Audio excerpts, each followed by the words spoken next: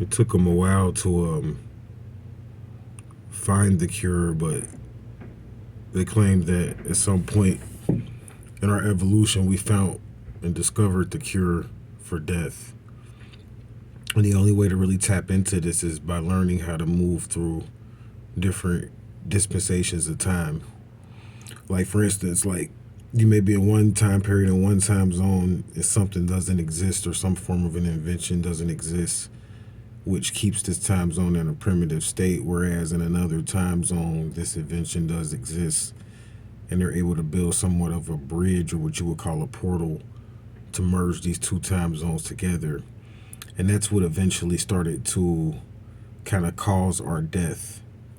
Our death was actually caused by the merging of two different time zones kind of coming together, and these two different time zones kind of came together, and there was a bridge, and if you couldn't cross that bridge, or if you didn't cross that bridge at a certain time, you could face death.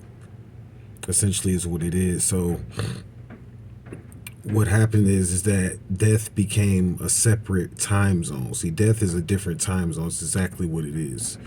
And those different scientists and high level priests that found the cure for death, what they did was is they learned how to merge the two different time zones together to heal certain chakras and cords that connected us to that time zone. And there's certain rituals that you can do that were done by the ancient Cometians and others in reference to this particular cure, is what I call it, for death. That's not just a pill, though, is where I'm getting at. Because when, people want to think it's a pill or something like that, or I'm speaking of it as a pill, it's not just a pill. It's actually really a cure for death, a ritual that you would go through over a period of time and doing certain exercises, which would involve controlling your dreaming patterns, your sleeping patterns, your awareness patterns, what you hear, what you don't hear, and things of that nature, what you accept and what you don't accept in your vision, and things of that nature over a period of time. This is what would cause the cure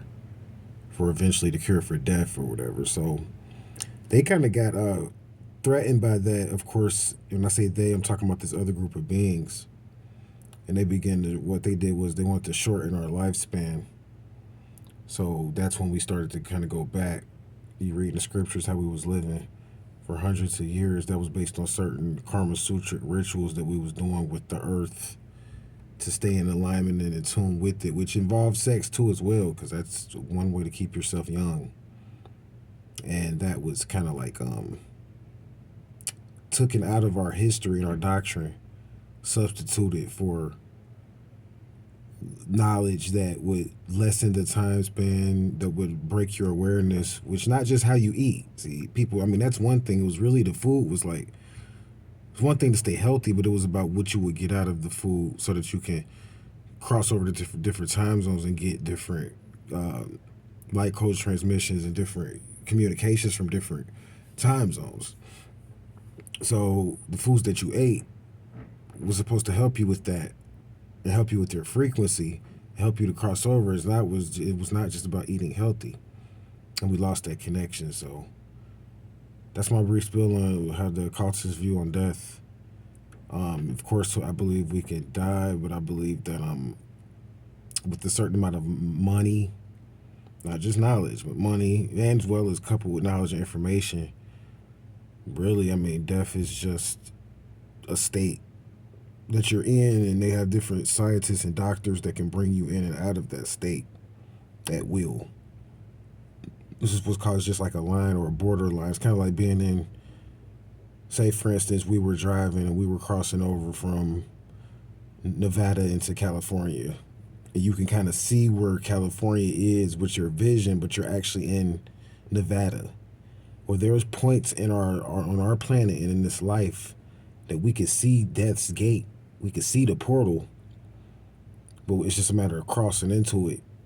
And, of course, the person doesn't want to do that because they don't want to lose their life. But I'm saying it's a matter of learning how to cross into that land. That was what it is, a land, and come back and eventually merge into what they would call immortality or everlasting life. But what happened with most people, and that's where zombieism comes from, and I'll shut down because I'm going to talk about zombies later, hopefully when I come back up. But where zombieism comes from is basically the point of losing the memory of being in one of those different time zones, whether one of those different time zones, whether it was the living time zone, or the state of life, or the state of death.